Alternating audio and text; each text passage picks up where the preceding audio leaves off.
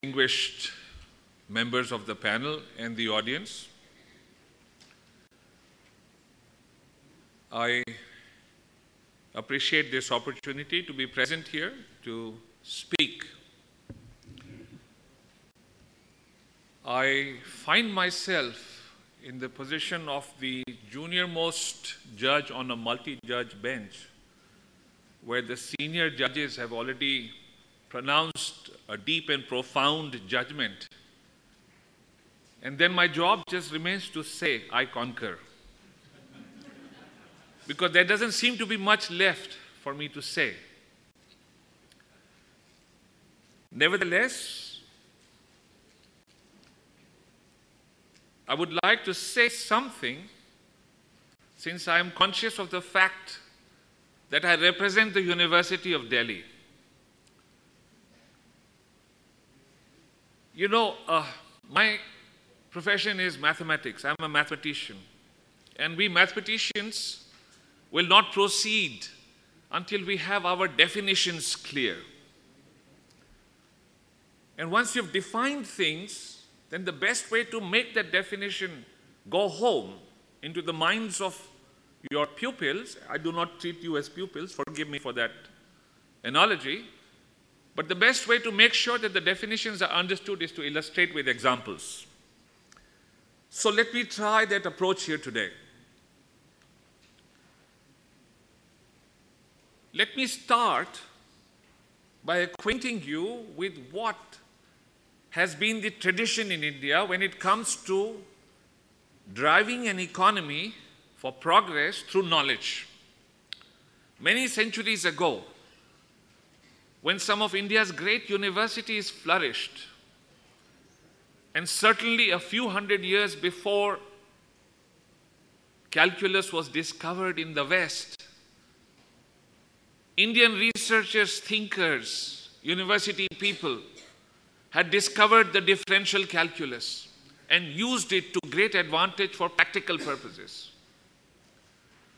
The reasons that drove them to discover calculus were essentially the same that prompted Newton to discover the calculus. Astronomy, planetary motion. And I speak of history. This is not in the realm of speculation, nor is this a chauvinistic viewpoint. This is a matter of history. But here is where the other benefits of calculus began to flow from our educational systems. When Indian merchants in their naval ships went to Europe for purposes of trade,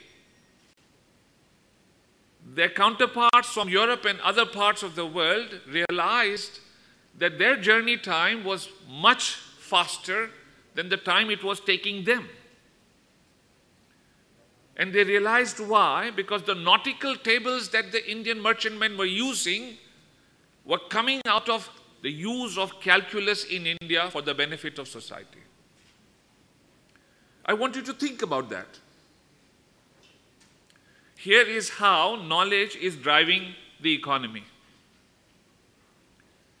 So they were saving time, transporting goods better, more safely, and bringing prosperity into India. But is that the situation today? Have we learned from the examples? Have we learned from the traditions of the past? And I am constrained to say that unfortunately we do not seem to have learned that. I could not attend the morning session because of pressures of my job. But I'm told that the minister mentioned this, that universities have become silos. That is as true as it can be. For various reasons, educational institutions in India have withdrawn into themselves. We can blame government, we can blame industry, but let us first and foremost blame ourselves. We in the educational institutions in India tend to stay away for various reasons. And I'll tell you how we suffer. Right now, as the Indian economy grows, and it is growing independent of any great university inputs or educational institutions inputs, I marvel at the strength and resilience that India has displayed. It isn't coming from the knowledge sector, not too much. But can it sustain itself? And therein lies the danger. As India tries to gain entry into the markets in Latin America and Africa, we need experts from many viewpoints. Just having industrial growth, just having high-tech products is not going to help us. We need experts who understand the economies of these nations. We need experts who understand the politics of these nations. Unfortunately, I do not find experts in these areas in most of our universities. When I look at our departments in different parts of India, in political science, in economics, I fail to see people who are looking at such issues. India needs that. We need to think where the fault lies. We need to think of this business of saying that we are intellectual superiors and no one need tell us what to do.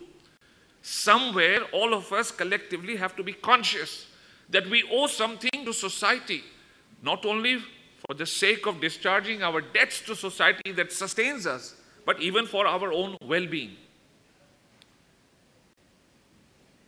But the story is relentless. It goes on and on.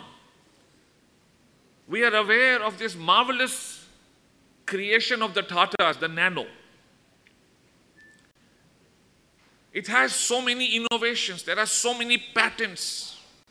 But I cannot think of a single engineering institution. I could be wrong, but I cannot think of a single engineering institution in India that has contributed to it.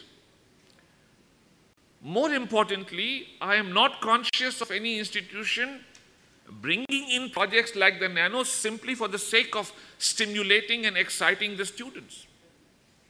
Why are we so removed? If we do that, we are harming the nation.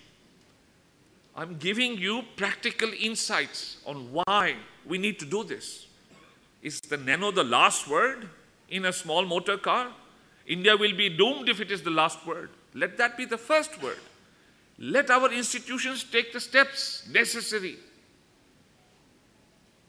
We must excite our students, and I don't see that happening. The best ideas come from students, especially undergraduates.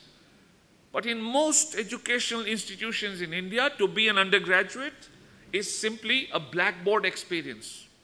You sit inside a classroom while the teacher writes on the blackboard, you take notes,